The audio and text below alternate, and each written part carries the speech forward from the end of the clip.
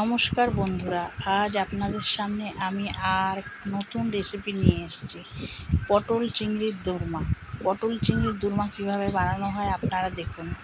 কয়েকটি পটল নিয়ে সুন্দর করে পরিষ্কার করে কেটে নিতে হবে। তারপরে পটলের ভেতরে থাকা সমস্ত বীজ দানা বের করে ফেলতে হবে। বের করে ফেলার পর এই পটলের দোরমা বানানোর উপকরণে কি কি লাগে আপনারা দেখুন। লঙ্কা, রসুন, পেঁয়াজ, টমেটো, হলুদ, নুন, চিনি। ওই পটলের থেকে বের করে ফেলা ওই দানা বীজ সব একটি মিক্সির মধ্যে দিয়ে পেঁয়াজ, লঙ্কা, রসুন সব কিছু একসঙ্গে দিয়ে পেস্ট করে নিতে হবে। পেস্ট করে নিয়ে কড়াইতে তেল দিয়ে তেলটা গরম করে নিতে হবে।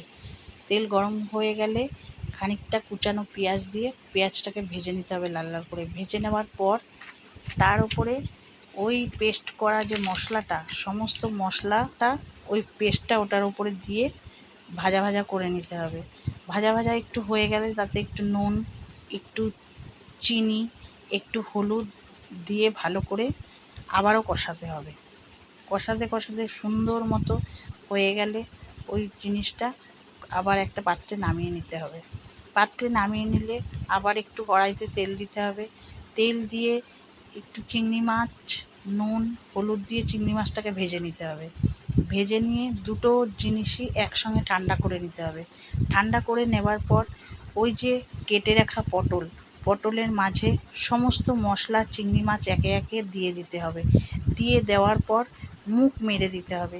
মুখ কী দিয়ে মারবেন আপনারা? খানিকটা বেসন নেবেন, বেসনের মধ্যে একটু নুন দেবেন, নুন দিয়ে বেসনটাকে মেখে নেবেন। মেখে নেবার পর ওই মশলাটা যে পটলে দিয়েছেন ওর মুখটা মেরে নেবেন। মেরে নিলে তাতে কী হবে, মশলাটা বার হবে না। বার হলে তাতে ওই জিনিসটা খেতে খুব ভালো ও সুস্বাদু হবে। এবার খানিকটা আবার কড়াইতে তেল দিতে হবে। তেল দিয়ে তেলটা গরম হয়ে গেলে ওই পটলগুলোকে একে একে দিয়ে সুন্দর মতো ভেজে নিতে হবে। ভেজে লাল লাল করে তুলে নিতে হবে একটি পাত্রে তুলে নিলে গরম গরম ভাতের সঙ্গে টমেটো, পেঁয়াজ, কাঁচা লঙ্কা দিয়ে সার্ভ করলে ওই খাবারটা খেতে খুবই ভালো লাগবে।